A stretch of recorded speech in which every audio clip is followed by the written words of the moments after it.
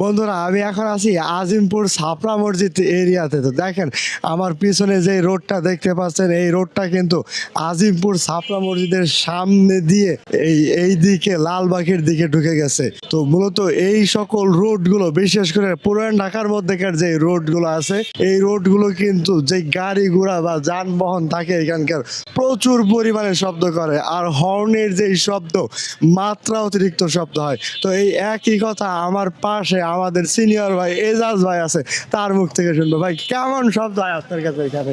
এখানে তো মানে এটা হচ্ছে মেইন এরিয়া, তো জোরে জোরে, হ্যাঁ।